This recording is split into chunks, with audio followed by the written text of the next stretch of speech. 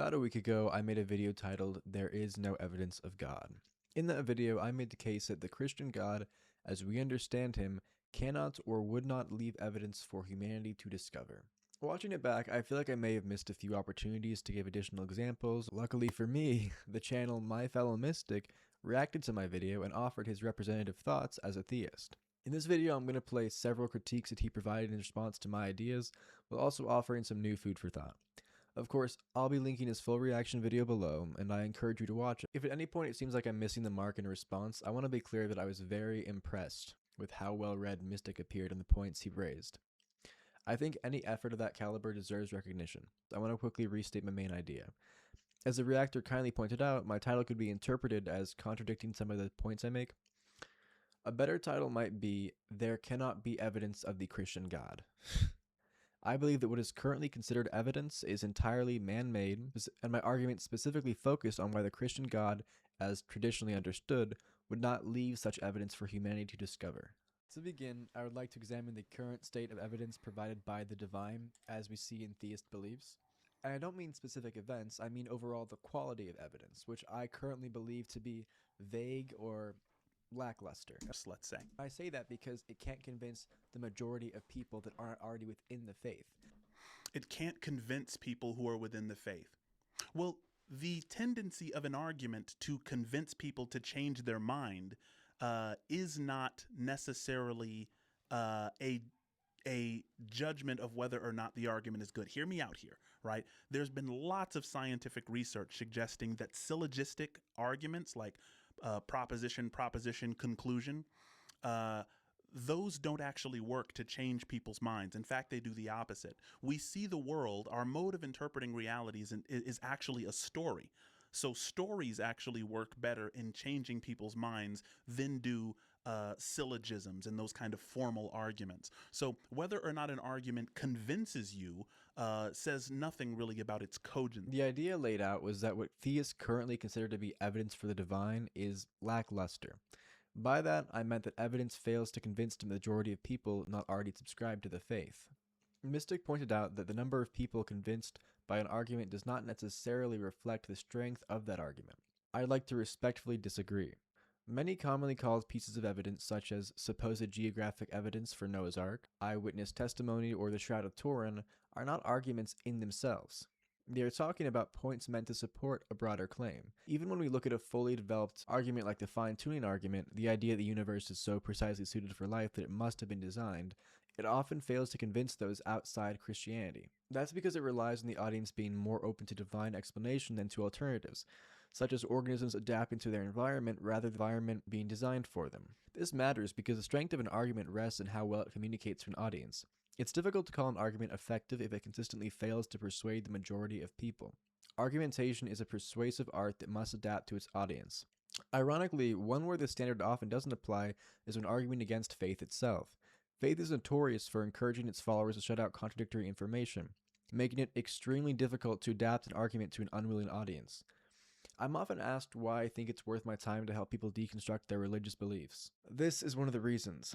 I've seen so many people willingly blind themselves to what might be the truth because they'd rather preserve what they already believe. See, some might not see this as a problem. They would say, "What are you expecting? You can't have everything given for you." And that's okay, but I want to say that any amount of evidence, just to start out, any amount of evidence of the divine goes against the idea of a faith-based religion, does it not? Any evidence of the divine goes against a faith-based religion. I think that he's appealing to the argument of one Soren Kierkegaard, the existentialist Christian philosopher. I believe Kierkegaard was a Christian. I'm pretty confident of that. Double check me though.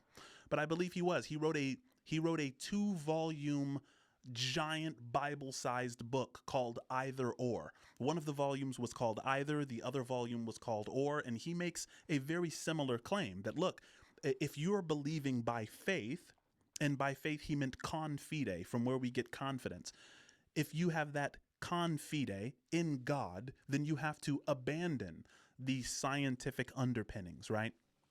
I would disagree And I would draw on, St. Augustine, who said God wrote two books, the book of Revelation being the scriptures and the book of creation being nature itself, and that one should interpret the other. But there are lots and lots of different religious traditions that take scientific and philosophical approaches very seriously. Even in the Bible itself, it says in 1 Peter chapter 3, verse 15, always be ready to give a good defense for the hope that is in you.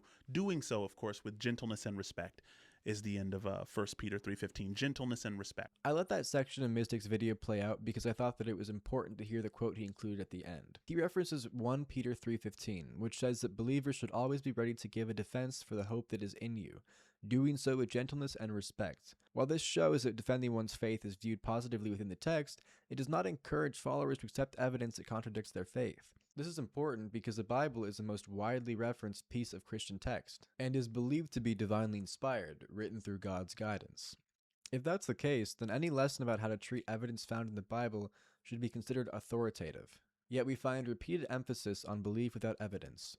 For example, Hebrews 11:1 defines faith as the assurance of things hoped for and the convictions of things not seen. John 20:29 has Jesus telling Thomas, "Blessed are those who have not seen and yet have believed." Even the story of Abraham being prepared to sacrifice his own son portrays blind obedience as virtuous and rewarded. So my question is this: why would the Bible be filled with success stories centered on belief without evidence, and yet God would still place physical evidence on earth?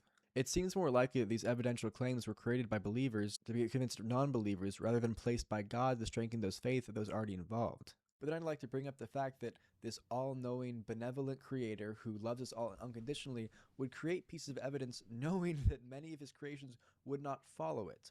See, in my mind, if I were to create a world and love all of the creations on it, which would be humans in this case, I would do everything I can to bring them to the light, proverbially. This is a classic confusion of phenomenal love with noumenal love. And this isn't an escape. Hear me out here, right? God says his ways are higher than our ways and his thoughts are higher than our thoughts, which is one of the reasons I borrow from Rupert Spira when he says that our love is the felt recognition of our shared being. When I say I love you, that means I am going to behave in an associative way. Compassion means I'm going to treat your suffering as an extension of my own suffering. And these are behaviors which we normally call good or loving, right? But that is from the phenomenal perspective. That's phenomenal love. That's the phenomena of love. But when we say God is love, we're talking about the delusion of dissociation, the dissolution of dissociation, which means there is no illusion that we are dissociated within the mind of God. As a Christian mystic, I would suggest that God recognizes no difference between you and himself. God is the all-consuming fire. My biggest issue with describing God's love as numinous is that it cheapens the meaning of love itself. If humanity was created in God's image, yet we cannot hold God to the same moral standards as humans, how can we meaningfully speak about his love at all? If we can only understand our own emotions but not God's, how can we confidently label his feeling toward us as love? I could just as easily say God hates us, and that could be theoretically be true, just not in the way a human experiences or understands it. This ties into another point Mystic raises later. When asked why God wouldn't do everything possible to bring all of his creations into the afterlife, Mystic responds that God is not an agent who chooses in the way humans do. Treating him as intentional would, in his view, cheapen omniscience. I disagree. If God is not accountable to human standards belonging to creatures made in his image, and does not act intentionally, then how can we claim to know anything about him at all, let alone have a relationship with him? To me, this makes God feel less loving and more opaque, almost evasive. It also begs the question of, if God is only going to allow this lackluster evidence of supporting him to exist, why would he allow so much more evidence against him to exist? All these other narratives about how life evolved that are more convincing to many people than his story. The evidence of how life evolved, let's say he's talking about Darwinian evolution, right? The evolution of man, as opposed to the Adam and Eve narrative. I think the reason that Charles Darwin's life didn't result in the eradication of the biblical worldview or Christian belief is because a lot of people recognized that a theological point was being made.